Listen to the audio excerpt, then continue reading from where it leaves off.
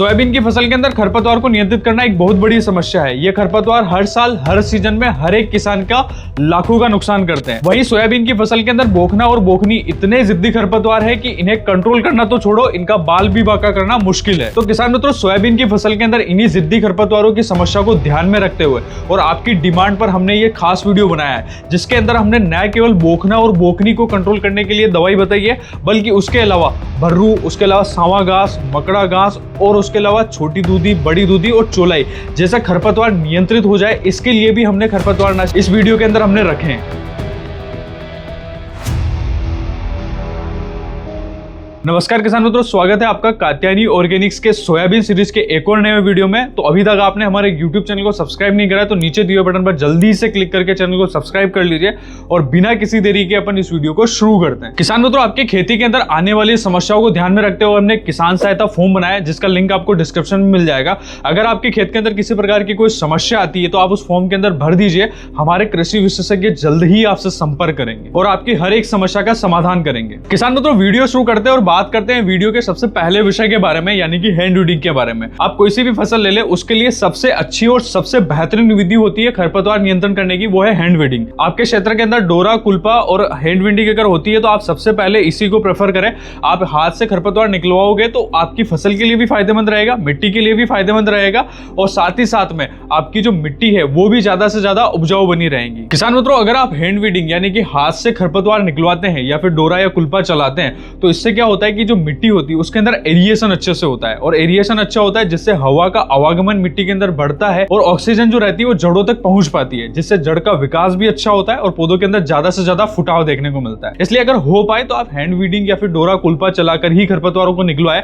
अगर ऐसा पॉसिबल नहीं हो पा रहा है या फिर आपके खेत के अंदर खरपतवार ज्यादा ही बढ़ते जा रहे हैं और आपके पास में समय नहीं है तो फिर आप केमिकल हर्बिसाइड के ऊपर जा सकते हैं, रासायनिक खरपतवार नाशी का छिड़काव कर सकते हो। किसान मित्रों, हैंड वीडिंग यानी कि अगर आप हाथ से खरपतवार निकलवाते हो तो इससे दूसरा फायदा ये होता है कि आपकी फसल के ऊपर किसी भी प्रकार का कोई तनाव देखने को नहीं मिलता है। वहीं अगर आप रासायनिक खरपतवार नाशी इस्तेमाल में लेते हो तो आपको भी पता है कि काफी बार फसल को झटका लग जाता है, फसल पीली पड़ने लग जाती है और उसकी चाल जो है वो एकदम से रुक जाती है। मतलब जब 15 से 20 दिन पे और 25 दिन की अवस्था पे जब खरपतवार नाशी डाला जाता है तो लगभग फसल 10 से 15 दिन तक जो है उसकी ग्रोथ काफी ज्यादा प्रभावित होती है और काफी किसान भाई 2 या 3 टेक्निकल खरपतवार नाशी का एक साथ मिक्स कर देते हैं और छिड़काव कर लेते हैं। उस कारण से जो है फसल के ऊपर झटका लगता है। तो अगर आप रासायनिक खरपतवार नाशी डालोगे और इनका छिड़काव करोगे तो ऐसी समस्या आपको देखने को मिलती है। वहीं अगर आप हैंड वीडिंग या फिर हाथ से खरपतवार निकलवाओगे तो आपको इस प्रकार की समस्या का सामना नहीं करना पड़ेगा। किसान मित्रों, वीडियो में हम आगे बढ़ते हैं और बात करते हैं सोयाबीन की फसल के अंदर आखिर में कौन कौन से खरपतवार आते हैं या फिर कौन कौन से खरपतवार फसल को सबसे ज्यादा प्रभावित करते हैं। अगर मैं सोयाबीन की फसल की बात करूं तो सोयाबीन ज्यादातर एमपी में लगती है, उसके अलावा महाराष्ट्र में होती है और राजस्थान में इसकी खेती बहुतायत में होती है।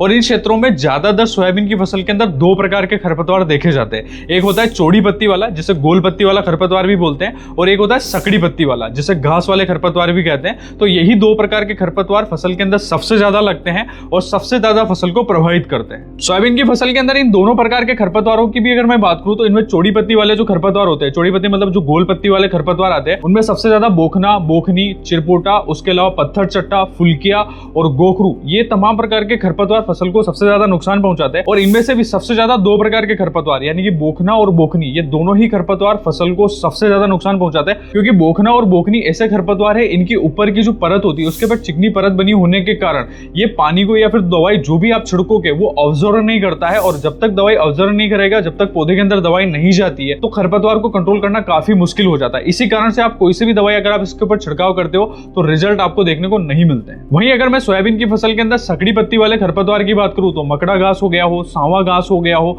दूब घास हो गई है, हजारदाना हो गए, तो ये तमाम प्रकार के खरपतवार फसल को सबसे ज्यादा नुकसान पहुंचाते हैं और इनको भी कंट्रोल करना काफी मुश्किल होता है। और काफी बार ऐसा भी देखा जाता है कि सकड़ी पत्ती वाले खरपतवार को कंट्रोल करने के लिए आपको अलग से दवाई लानी पड़ती है और अलग से दवा लाके इसको मिक्स करके छिड़काव के रूप में प्रयोग में लेना पड़ता है, तभी जाके ये खरपतवार नियंत्रित होते हैं। किसान मित्रों, वीडियो में हम आगे बढ़ते हैं और बात करते हैं सोयाबीन की फसल के अंदर इस्तेमाल में लिए जाने वाले टॉप 3 हर्बिसाइड के बारे में। इसमें से पहला है फ्लूजिफॉप प्यूबिटाइल 11.1% और फोमेसोफेन 11.1%। किसान मित्रों, सोयाबीन की फसल के अंदर इस खरपतवार नाशी को अगर आप प्रयोग में लेते हो तो इसके अंदर डबल टेक्निकल होने के कारण इसके रिजल्ट आपको चौड़ी और सकड़ी दोनों प्रकार के खरपतवारों के ऊपर काफी अच्छे देखने को मिलते हैं। और इसकी सबसे खास बात होती है कि इस खरपतवार नाशी को अगर आप सोयाबीन में प्रयोग में लेते हो तो ये फसल के ऊपर झटका नहीं देता है, मतलब फसल पीली नहीं पड़ती है, फसल के ऊपर किसी भी प्रकार का कोई नकारात्मक प्रभाव आपको देखने को नहीं मिलता है। लेकिन इस खरपतवार नाशी की एक शर्त होती है, आपको तभी इस्तेमाल में लेना है जब फसल आपकी 15 से 20 दिन के ऊपर हो चुकी है या फिर 25 दिन के आसपास आ चुकी है, तब आप इस दवाई का छिड़काव कर दीजिए।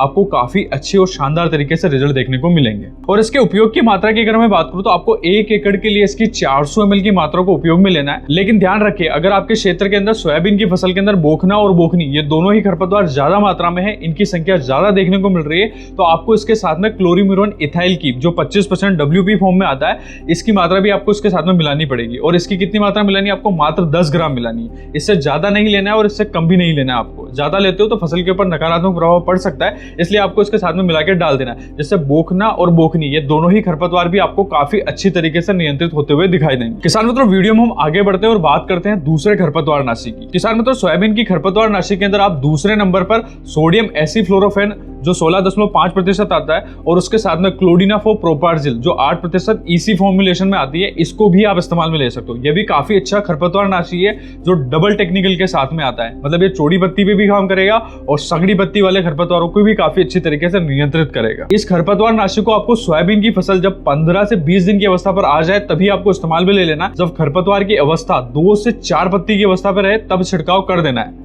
लेकिन ध्यान रहे, ये खरपतवार नाशी आप प्रयोग में ले रहे हो तो आपकी फसल को हल्का सा झटका लगेगा, मतलब फसल थोड़ी पीली होगी। तो इस प्रकार की समस्या अगर आपकी सोयाबीन की फसल के अंदर आती है तो आपको क्या करना है, NPK 19-19 जिसकी आधा किलो की मात्रा लेना है और उसके साथ ही में मिक्स माइक्रोन्यूट्रिएंट जो चिलेटेड फॉर्म में आता है उसकी 150 ग्राम की मात्रा 1 एकड़ के हिसाब से मिला के छिड़काव के रूप में प्रयोग में लेना है। ये पोषक तत्व क्या करेंगे, फसल के अंदर पीनापन भी अच्छा लाएंगे और साथ में जो बढ़वार जो पौधे की रुकी हुई है, जो चाल जो रुकी हुई फसल की, उसको बढ़ाने में मदद करेंगे। और इसके डोज की अगर मैं बात करूं तो आपको 1 एकड़ छिड़काव के लिए 400 ml की मात्रा को प्रयोग में लेना है। और अगर आपकी सोयाबीन की फसल के अंदर बोखना और बोखनी ये दोनों खरपतवार ज्यादा है तो आपको इसके साथ में भी क्लोरीम्यूरन इथाइल जो 25% WP फॉर्म में आती है, इसकी मात्रा को मिलाना पड़ेगा और इसकी आपको 10 ग्राम की मात्रा को मिक्स कर लेना है और उसके बाद में आपको छिड़काव के रूप में प्रयोग में ले लेना। किसान मित्रों, वीडियो में हम आगे बढ़ते हैं और बात करते हैं सोयाबीन की फसल के अंदर इस्तेमाल में लिए जाने वाला तीसरा खरपतवार नाशी, यानी कि इमेजाथाइपर 35% और इमेजामॉक्स 35% जो WG फॉर्म में आता है। ये भी डबल टेक्निकल के साथ में आता है। इसी कारण से अगर आप इसे प्रयोग में लेते हो तो इस सोयाबीन की फसल के अंदर चौड़ी और सकड़ी पत्ती वाले जितने भी खरपतवार निकलते हैं उनको काफी अच्छी तरीके से नियंत्रित करता है। किसान मित्रों, सोयाबीन की फसल के अंदर कंजरू हो, छोटी दूधी हो, बड़ी दूधी हो, पारा घास हो, मकड़ा घास हो और उसके साथ ही साथ में ये बोखना जैसे खरपतवारों को काफी अच्छे तरीके से नियंत्रित करता है।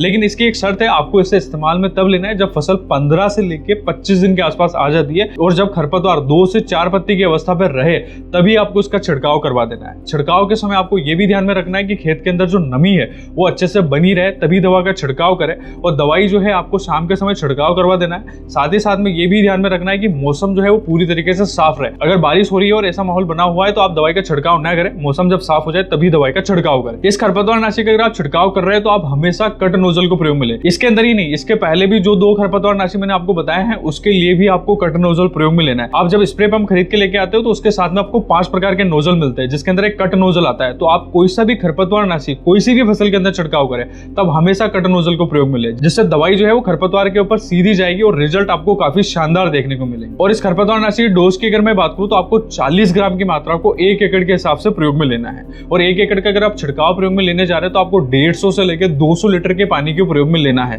तभी आपको छिड़काव करना है। 200 लीटर से ज्यादा भी नहीं लेना है और 150 लीटर से तो कम आपको बिल्कुल भी नहीं लेना है। तो किसान मित्रों, यही थी सोयाबीन के अंदर खरपतवार नियंत्रण की संपूर्ण जानकारी। वीडियो में दी गई जानकारी आपको अच्छी लगी तो इस वीडियो को लाइक करें, चैनल को सब्सक्राइब करना ना भूलें। साथ ही साथ में सोयाबीन सीरीज के ऊपर आप अगला वीडियो किस विषय पे देखना चाहते हैं कमेंट बॉक्स में जरूर पूछें।